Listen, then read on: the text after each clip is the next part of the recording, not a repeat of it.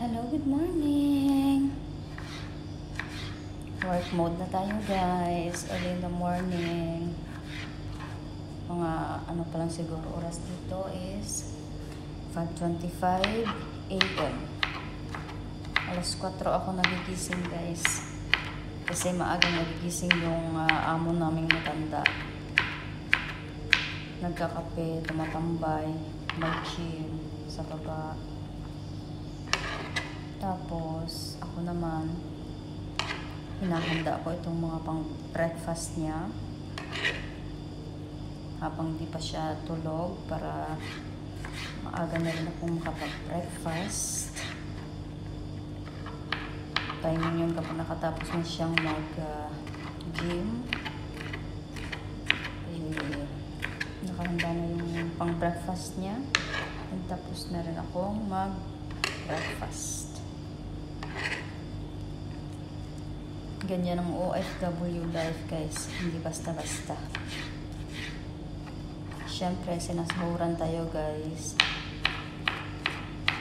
Itong basahin din natin yung trabaho.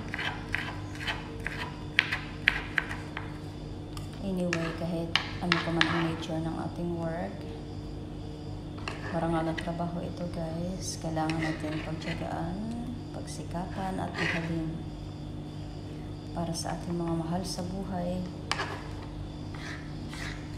Kaya shout out sa lahat ng mga OFWs natin dyan sa buong mundo.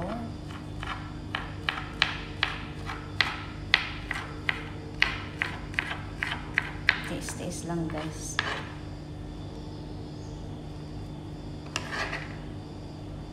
Maraming ibang tao ang nag-wish na kapagtrabaho kagaya natin. We're still lucky guys kasi may trabaho tayo, nakakatulong tayo sa pamilya. Kaya laban lang tayo guys. Laban kahit walang kalaban.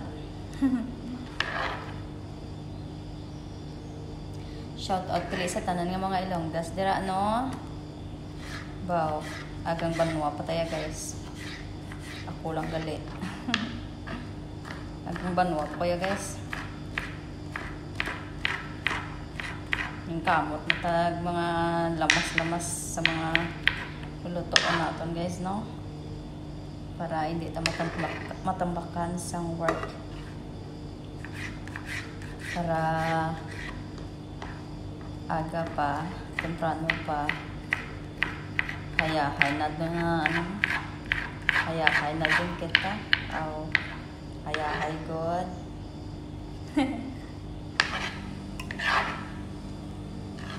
Didira lang anay kamo no. Kay work mode ko danay guys ha. Thank you so much for watching. Bye bye. Till next vlog.